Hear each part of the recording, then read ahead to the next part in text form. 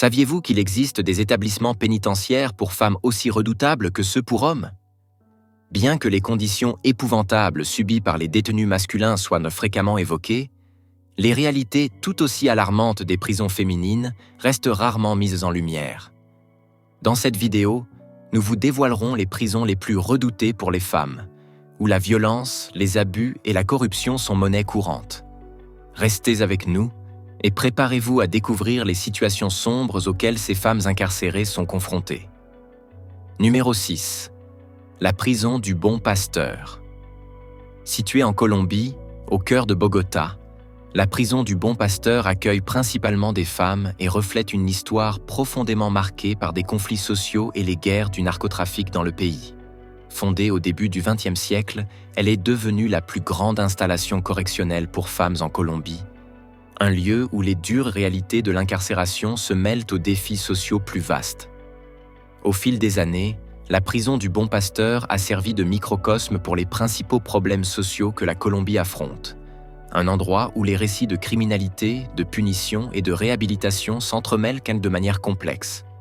Témoin des changements d'époque, elle est devenue synonyme de conditions de vie difficiles. Le surpeuplement y est généralisé, avec des cellules souvent surchargées au-delà de leur capacité initiale. La pression sur les ressources entraîne des pénuries de services de base, rendant la vie quotidienne des détenus une lutte constante. Les infrastructures d'hygiène et d'assainissement sont limitées, augmentant le risque de problèmes de santé parmi la population carcérale. Cependant, malgré ces conditions sombres, un esprit de communauté et de résilience persiste. Les détenus trouvant des moyens de surmonter les difficultés en se soutenant mutuellement pour l'entraide et la camaraderie. Aujourd'hui, le Bon Pasteur se trouve à une période charnière. Les autorités colombiennes ont reconnu l'urgence de réformer. Des efforts sont en cours pour atténuer le surpeuplement et améliorer les infrastructures avec l'introduction de programmes de réhabilitation incluant la formation professionnelle et des initiatives éducatives. Néanmoins, ces mesures ne représentent que le début d'un long processus visant à transformer le Bon Pasteur en une institution respectant pleinement les droits humains et la dignité des détenus. La prison incarne le parcours complexe de la réforme, un chemin marqué par l'espoir et les obstacles. Dans ce contexte mondial en évolution des prisons féminines, le Bon Pasteur se dresse comme un phare appelant au changement, reflétant les transformations sociales en Colombie. Elle rappelle de manière poignante les destins croisés des détenus à l'intérieur et des personnes à l'extérieur de ces murs, un lieu où la quête de justice et d'humanité persiste, où les échos du passé rencontrent les perspectives incertaines mais prometteuses de l'avenir. Numéro 5. Prison féminine de Bana, Égypte. Dans la région du delta du Nil en Égypte, la prison féminine de Bana jouit d'une réputation sombre. Établie pour incarcérer des femmes condamnées pour divers délits, son histoire est entachée de rapports et de récits inquiétants concernant les détenus confrontés à de graves difficultés durant leur incarcération. À l'entrée de cet établissement, les détenus se retrouvent dans des conditions de vie loin d'être humaines. Le surpeuplement persiste, avec des cellules souvent surchargées au-delà de leur capacité prévue. Le manque de services sanitaires aggrave les luttes quotidiennes, créant un environnement propice à la propagation des maladies. Malgré ces conditions difficiles, les femmes incarcérées tentent de maintenir une certaine humanité, formant souvent des réseaux de soutien pour faire face aux dures réalités quotidiennes. Au fil des ans, Bana a été le théâtre de nombreux incidents notoires révélant ces pratiques.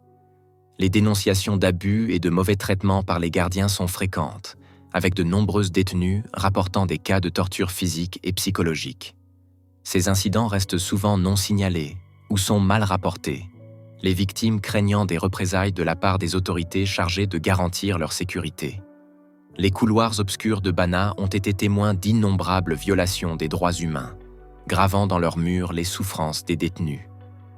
L'état actuel de la prison féminine de Bana inquiète les organisations de défense des droits humains à travers le monde. Malgré de nombreux appels à la réforme, l'établissement semble piégé dans un cycle d'abandon et d'abus. Des rapports récents indiquent que peu de progrès ont été réalisés pour améliorer les conditions des détenus, beaucoup souffrant encore sous le régime oppressif en place. La communauté internationale continue de faire pression sur le gouvernement égyptien pour qu'il prenne des mesures significatives visant à réformer le système pénitentiaire, en mettant l'accent sur la réhabilitation plutôt que sur des mesures punitives qui compromettent la dignité et l'humanité des détenus. En approfondissant cette enquête, il apparaît clairement que BANA symbolise un problème plus vaste qui affecte les systèmes pénitentiaires mondiaux, incarnant une réalité sombre à laquelle les femmes incarcérées sont confrontées à travers le monde. Numéro 4. Santa Marta Acatitla, Mexique. Localisée dans la partie orientale de Mexico, Santa Marta Acatitla, initialement construite au milieu du XXe siècle, a vécu une histoire tumultueuse. Au fil du temps, elle est devenue un lieu où le besoin de sécurité entre en conflit avec les exigences fondamentales des droits humains, une tension quotidienne. Malgré plusieurs réformes, son passé marqué par des abus et de la négligence persiste, révélant les problèmes profondément enracinés dans le système pénitentiaire mexicain. Les conditions de vie à Santa Marta Acatitla sont réputées déchirantes, caractérisées par le surpeuplement et une absence notable de services essentiels. Les femmes incarcérées vivent une existence sombre, luttant pour maintenir leur hygiène et leur dignité de base. L'infrastructure de la prison est en dégradation, avec des pénuries fréquentes d'eau et des services médicaux insuffisants. Les détenus trouvent du réconfort et de la résilience en se soutenant mutuellement, formant des liens qui les aident à naviguer dans un environnement oppressif menaçant de les engloutir dans le désespoir. Malheureusement, les couloirs sombres de Santa Marta Acatitla sont le théâtre de nombreux incidents notoires. Les récits de violence et d'abus sont courants, avec plusieurs rapports indiquant que les gardiens sont souvent les auteurs. De plus, la prison est devenue un terrain fertile pour des activités illicites telles que le trafic de drogues et l'extorsion, créant un climat de peur et d'incertitude. Les femmes détenues se retrouvent souvent piégées dans un réseau de violence où l'exploitation et la coercition deviennent des aspects réguliers de leur vie. Leur voix, étouffée par le poids des problèmes systémiques, peine à se faire entendre, dressant ainsi un tableau sombre de la vie à Santa Marta Acatitla. Face aux critiques croissantes et à un examen minutieux, l'état actuel de la prison témoigne de la lutte pour la réforme et l'amélioration. Le gouvernement mexicain a entrepris des mesures pour améliorer les conditions, mais les progrès restent lents et semés d'embûches. Des efforts sont déployés pour réduire le surpeuplement et renforcer les mesures de sécurité afin de protéger les détenus contre la violence et les abus. Cependant, ces initiatives rencontrent une forte résistance de plusieurs secteurs, notamment en raison de la corruption enracinée et de l'inertie bureaucratique. La transformation de Santa Marta Acatitla en une installation respectant la dignité et les droits de ses détenus reste un chantier en cours. En poursuivant notre exploration des prisons féminines les plus redoutées au monde, Santa Marta Acatitla se présente comme un rappel des défis profonds à surmonter pour assurer justice et traitement humain au sein du système pénal. Elle incarne un appel urgent à la réforme, résonnant avec les aspirations silencieuses de nombreuses femmes désireuses de reconstruire leur vie avec dignité et espoir. Numéro 3. Prison des femmes de Pavón, Guatemala. La prison des femmes de Pavón, située au cœur du Guatemala, raconte une histoire de décennies d'incarcération liées aux défis de criminalité et de turbulences sociopolitiques du pays. Issue des complexités labyrinthiques du système de justice guatémaltèque, cette installation reflète les défis plus larges auxquels sont confrontées les institutions correctionnelles de la région. Elle constitue un témoignage émouvant des problématiques intersectionnelles de criminalité, de punition et de négligence systémique qui se sont intensifiées au fil des ans, créant un environnement saturé de problèmes nécessitant des solutions urgentes. Les conditions de vie à Pavón sont souvent marquées par le surpeuplement et le manque de services de base, une réalité malheureusement trop fréquente dans les établissements correctionnels à l'échelle mondiale. Les femmes détenues ici affrontent des installations sanitaires inadéquates et un accès très limité aux soins médicaux, une situation exacerbée par les contraintes de ressources affectant l'institution. Les cellules, souvent étroites et sales, deviennent des foyers propices à la propagation des maladies et à l'angoisse psychologique. Même dans ces conditions déchirantes, les détenus trouvent de la résilience dans la solidarité, forgeant des liens qui servent de phare d'espoir et témoignent de la résistance humaine face au désespoir. Actuellement, La prison des femmes de Pavón se trouve à un carrefour critique, avec le gouvernement guatémaltèque sous pression croissante pour instaurer des réformes abordant les problèmes systémiques affligeant l'établissement. Des efforts ont été lancés pour améliorer les conditions de vie, incluant des rénovations d'infrastructures et des initiatives orientées vers la réhabilitation plutôt que vers des mesures punitives. Cependant, le chemin vers la transformation est semé d'obstacles, avec l'inertie bureaucratique et la corruption enracinée freinant souvent le rythme du changement. La lutte pour la réforme semble être une bataille ardue, nécessitant une attention et une intervention internationale de plus en plus visibles. À mesure que cette exploration progresse, la prison des femmes de Pavón émerge comme un rappel sombre des problèmes profonds qui minent les systèmes correctionnels mondiaux. Elle symbolise un appel constant à l'action, incitant la communauté internationale à mobiliser des efforts pour favoriser le changement et assurer le respect des droits et de la dignité des personnes incarcérées, ouvrant ainsi la voie à un avenir où la justice et l'humanité prévalent. Numéro 2. Prison centrale de Rayong, Thaïlande. À Rayong, dans la province de Rayong en Thaïlande, la prison centrale de Rayong se dresse comme un témoignage des problèmes qui affectent les installations pénitentiaires à travers le monde. Installation de premier plan dans le système pénal thaïlandais, ces fondations ont été le témoin de décennies de changements dans les politiques gouvernementales et les perspectives sociales sur le crime et la punition. Comme de nombreuses prisons en Thaïlande, elle a été créée dans le but de réhabiliter les détenus, mais a souvent échoué à atteindre cet idéal, affrontant de nombreux défis au fil des ans. À l'intérieur des murs austères de la prison centrale de Rayong, les conditions de vie sont souvent décrites comme inhumaines. L'établissement, conçu pour accueillir un nombre limité de détenus, est fréquemment confronté au surpeuplement, un problème aggravé par l'afflux d'individus condamnés pour des infractions liées aux drogues.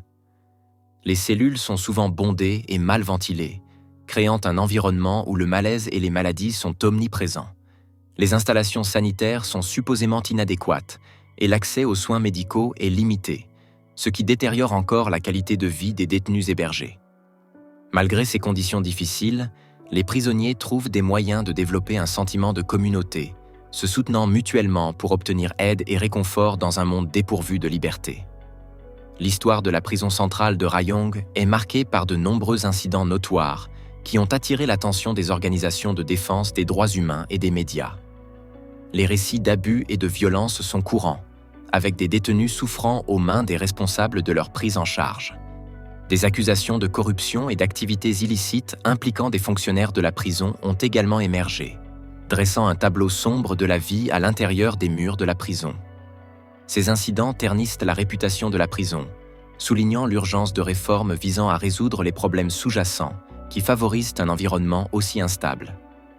À mesure que nous nous aventurons plus loin dans l'exploration des prisons féminines les plus redoutées au monde, la prison centrale de Rayong apparaît comme un exemple vivant des problèmes complexes auxquels sont confrontés les systèmes pénitentiaires mondiaux.